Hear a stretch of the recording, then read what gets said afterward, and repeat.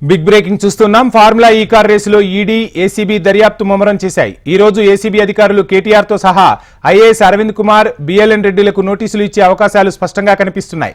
ACB case ఆధారంగా ఇప్పటికే ED, ECIR నమోదు చేసింది.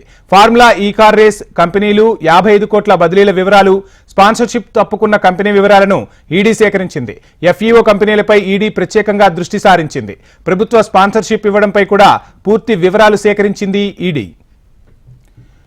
ఇదే అంశానికి సంబంధించి ఫుల్ డీటెయిల్స్ మా ప్రతినిధి అమరేందర్ రెడ్డి అందిస్తారు. అమరేందర్, చూస్తున్నాం తెలంగాణ వ్యాప్తంగా ఫార్ములా ఈ కార్ రేసు అంశం అనేది ఇప్పుడు చర్చకు వచ్చింది.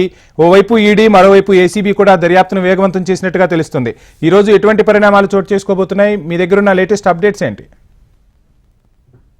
ఫార్ములా ఈ కార్ రేస్ లో ఏసీబీ ఇటు ఈడీ రెండు దర్యాప్తు సంస్థలు దూకుడు పెంచిందని చెప్పుకోవచ్చు. అయితే ఈ రోజు కేటీఆర్ కి నోటీస్ ఇచ్చేందుకు, విచారణ పిలిచేందుకు ప్రస్తుతం సన్నాహాలు కూడా ఇప్పటికే ఏసీబీ అధికారులు, ఇటు ఈడీ అధికారులు చేస్తున్నట్టుగా తెలుస్తుంది. అయితే ముఖ్యంగా ఏసీబీ ఇప్పటి వరకు పూర్తి ఆధారాలను తెప్పించుకుని పరిశీలించింది. ఏసీబీ సిఐయు యూనిట్ ఇప్పటికే ఈ విచారణకు సంబంధించి ఆ ఫైల్స్ పరిశీలించడంతో పాటు ఎఫ్ఈఓ కంపెనీలు ఏవైతే ఉంటాయో వాటన్నిటిపైన కూడా ఆరా తీసింది. ఒక ప్రాథమిక రిపోర్ట్ కూడా రెడీ చేసింది. ఏసీబీ కేసులో ఇప్పటికే వెనక్కి ఎఫ్ఈఓ కంపెనీ వెళ్ళిందని చెప్పుకోవచ్చు. ఎందుకంటే ఇంటర్నేషనల్ ఆర్బిట్రేషన్ కేసులో ఇప్పటికే వాపస్ తీసుకున్న ఫార్ములా ఈ ఆపరేషన్ కంపెనీ ప్రభుత్వం ముందు ఏదైతే ఎఫ్ఈఓ కంపెనీకి బదిలైనటువంటి దాని వల్ల 8 కోట్ల వరకు కూడా నష్టం కలిగింది. మరి 8 కోట్లు హెచ్ఎండిఏ పైన పెనుభారం పడింది కాబట్టి ఆ 8 కోట్లకు సంబంధించి ఏదైతే పెనుభారం పడిన తర్వాతే ప్రభుత్వం దుష్కరించింది. ఆ తర్వాత ఈడీ ప్రస్తుతం ఏసీబీ రెండు కూడా ఈ కేసుకు సంబంధించి దర్యాప్తు చేస్తా ఉంది. ఇప్పటికే ఈడీ, ఏసీబీ నమోదు చేసినటువంటి కేసు ఆధారంగా ప్రస్తుతం ఈసీఆర్ నమోదు చేసింది.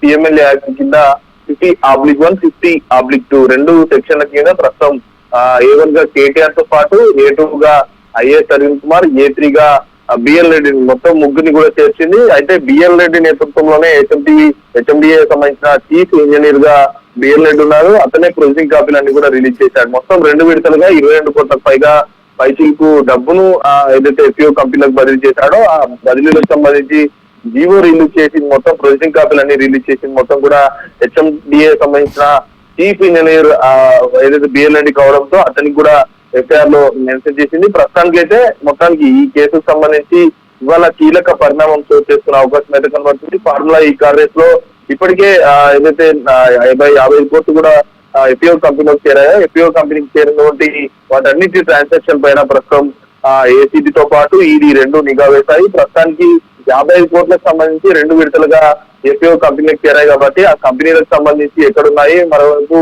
ఆ కంపెనీలకు సంబంధించి ఎందుకంటే గతంలో మొదటి దశలో తెలంగాణలో హైదరాబాద్ కేంద్రంగా 2.8 కిలోమీటర్స్ మేర హైదరాబాద్ లో ఫార్ములా ఈ కార్ రేస్ నిర్వహించారు. ఈ రేస్ లో మొదటిసారి ప్రభుత్వ ఖజానాకు భారీగా లబ్ధి చేకూరింది. మరోవైపు స్పాన్సర్లు కూడా ముందుకు వచ్చి మరి స్పాన్సర్షిప్ ఇచ్చారు. కానీ సెకండ్ దశకు సంబంధించి సీజన్ 10 కు సంబంధించి స్పాన్సర్లు నిరాకరించడం, ఇటు ఎఫ్ఈఓ కంపెనీలు స్పాన్సర్ల మధ్య కొంత విభేదం రావడంతో నేరుగా ప్రభుత్వమే స్పాన్సర్షిప్ ఇవ్వడానికి సిద్ధమైంది. మరి స్పాన్సర్షిప్ ఇవ్వడానికి గల కారణాలేంటి? ప్రభుత్వము స్పాన్సర్షిప్ ఇవ్వడానికి అర్హత లేదు కాబట్టి తప్పకుండా స్పాన్సర్షిప్ ఇవ్వడానికి దాని వెనుకున్న కుట్ర ఏంటని కూడా ఇప్పటికే ఏసీబీ ఒకవైపు దర్యాప్తు చేస్తా ఉంది. రాష్ట్ర ప్రభుత్వం ఫైన్ విధించిన విషయానికి సంబంధించి ఇప్పటికే నేరుగా క్యాబినెట్ నిర్ణయం తీసుకోవడం, ఆ తర్వాత ఏసీబీ ఎఫ్ఐఆర్ కూడా నమోదు చేసింది. ప్రస్తుతం ఏసీబీ అధికారులు ఇవాళ సాయంత్రం లోపు కేటీఆర్ కి నోటీసులు ఇచ్చే అవకాశం ఎంత కనబడుతుంది. నోటీసు ఇచ్చి విచారణ పిలిచి కేటీఆర్ స్టేట్మెంట్ కూడా రికార్డ్ చేశారు. కానీ కేటీఆర్ కన్ఫెషన్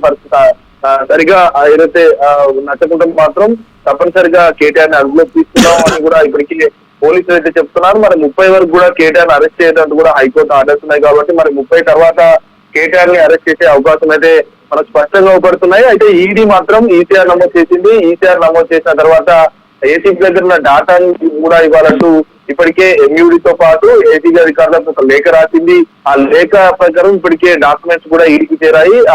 ఇప్పుడు ప్రస్తుతం అయితే ఏదైతే ఫార్ములా ఈ కార్ రేస్ సంబంధించి ఈడీ దర్యాప్తును కూడా వేగం చేసింది. మరి ఇవాళ రేపు 2 రోజుల్లోనే తప్పనిసరిగా నోటీసులు ఇచ్చి విచారణ పిలిచేందుకు ఈడీ కూడా సిద్ధమైందని చెప్పుకోవచ్చు. మరి కేటీఆర్ కూడా ఇప్పటికే లీగల్ గా ఎదుర్కొంటాను, ఏ విచారణకైనా సిద్ధము, ఎక్కడ తప్పు చేయలేదు, నాకు 1 రూపాయి కూడా లబ్ధి చేయలేదని కూడా ఒకవైపు మాజీ మంత్రి కేటీఆర్ చెప్తా ఉన్నారు. మొత్తానికి చూసుకుంటే ఎఫ్ఈఓ కంపెనీల బండారాన్ని బయట పెట్టడంతో పాటు స్పాన్సర్షిప్ ప్రభుత్వం ఇవ్వడానికి గల ఎన్నుకున్న కుట్ర ఏంటనే కోణంలో ప్రస్తుతం ఏసీబీతో పాటు ఈడీ కూడా విచారించింది. ఈడీ ముఖ్యంగా చూసుకుంటే పిఎంఎల్ యాక్ట్, మరోవైపు పెమా చట్టం ఉల్లంఘన, ఏదైతే విదేశీ కంపెనీలకు డబ్బులు బదిలీ చేశారు కాబట్టి ఆ పెమా చట్టం ఉల్లంఘనకి కిందకి వస్తుంది. కాబట్టి ఆ రెండు కోణాలు అంటే పిఎంఎల్ఏతో పాటు మనీ లాండరింగ్, పెమా చట్టం రెండు చట్టాల కింద ప్రస్తుతం ఈడీ అధికారులు కూడా విచారించబోతున్నారు. Thank you Amarender.